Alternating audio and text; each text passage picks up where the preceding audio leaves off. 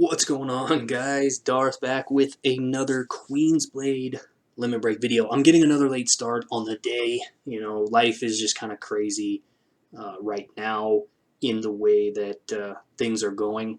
I'm not one that likes to share these kinds of things on social media, even if I have subscribers. I actually don't like when anybody does that, for various reasons. But anyways, this is going to be the state of the game for November 2022. And I realized in my first two, September and October, I've actually remember stating that the game was in a good place. I still think that it is. For the type of game that it is, very, very casual. Log in, get what you need done, and log out. There's actually much more depth to this game than people realize. They're just not seeing it. And I have to explain this to quite a few people. There's a lot that goes into countering, theory crafting on how to counter and how to overcome certain challenges, but there's a lot of things that prevent a person from doing that, and maybe that is the biggest turnoff. We're going to talk about that a little bit. So rather than just kind of recapping all the changes and stuff that they've made, which is usually what I do, kind of justifying why the game's in a good place, I think the game's in a lull. I think the game is actually going through a phase right now where people are just kind of fed up, they're bored. I think I've actually heard a subscriber actually communicate with me that it is kind of boring, and yeah, it is. If there was just a little bit of ease in certain areas, maybe it wouldn't be so boring. We'll talk about that a little bit. Now, PvP right now is just off the charts, more insanely annoying than it has ever been. It's being dominated by the same old biatch, P. Claudette. I mean, we're talking people with several millions power more than certain players are able to defeat somebody just by having a P. Claudette. There's even a rumor that P. Claudette and a bunch of healers cleared all of Voyage, which I would assume that it was very high level. But there's a new player in town, and it is what we like to call the Fish. Fish. Some people just refer to her as Sakine. If you're fans of the anime and manga or whatever this is, you call her by who she is, but we call it the Fish. And PvP is just being atrocious. And I understand why, but I also don't understand why. Again, this goes back to knowing how to counter what she does. Basically, she causes you to betray your own team and attack them. And she's actually quite powerful. But 28% chance generally to inflict her immobilization effect. You can counter immobilization, but you can also increase the chance to immobilize. That is a huge problem that needs to be dealt with. The rebalancing of applying effects versus not applying effects. I digress. There are counters to these things. It's up to you to figure out how to do it, but it's also up to me, if I'm going to continue to content create for this particular game, is to help understand how to counter, when to counter, and why. But the game doesn't make that easy. It doesn't make that easy because you can't upgrade anything easy in this game. Look at artifact gears, for instance. I am just now working on getting all of my... I finally hit a milestone of having a full set.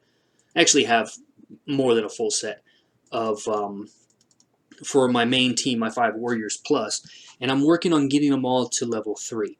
And then I'm going to stop from there, because going up from there is too time consuming and it's too labor intensive. That is a problem.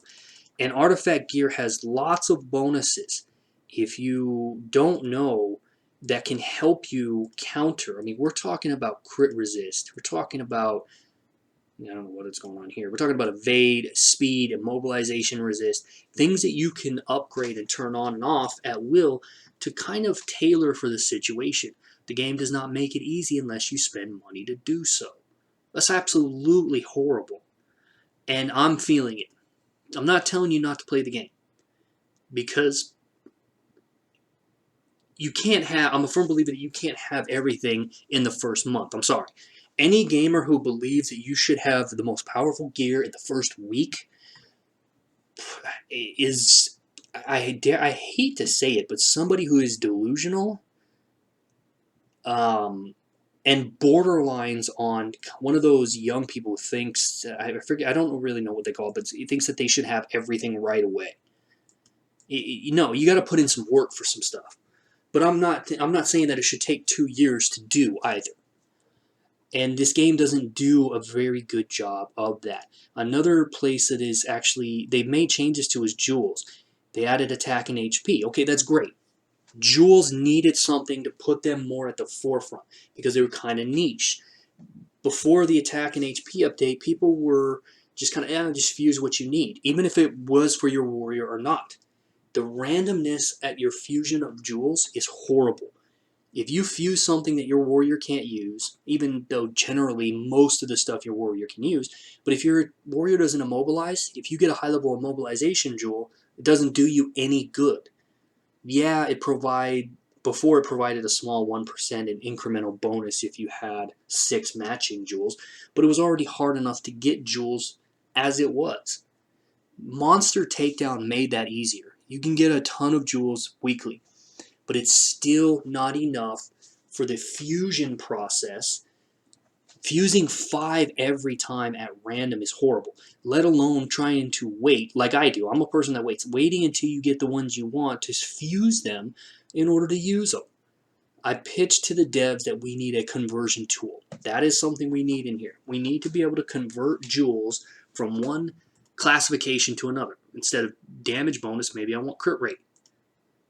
Here, maybe I want evade. And that is going to create a balance struggle because most people just want evade, immobilize, and immobilization resist. I digress. Our whale quit. Several of our whales quit. Everybody knows him as Tesca. I have no problem saying his name. He's very popular. Everybody talks about him on Discord and everything. He quit, or was taking a hiatus, an extended hiatus, which sent a shockwave and a ripple through not just the guild, but the server. And I don't know why. Most people don't even know who he is still, at least on our server. Kind of counterproductive to what I just said. But people know him, but they don't know of him to some degree. More popular on other servers for some reason than he is on our own. I don't believe in letting anybody dictate the level of fun I have in game, regardless of how boring the game is. I log in because I want to log in, and I don't let anybody dictate. Now, granted, there were benefits to having him. We were guaranteed the Monster Takedown reward every week. Not that we couldn't have handled it on our own, but then half of our guild just stopped playing. Most powerful guild on the server, and they just stopped playing. And I think that that's what's happening. Now, it could be because of the holidays. It could be because of the economy. It could be just because this game just doesn't have the juice to hold the attention of most people. I don't know.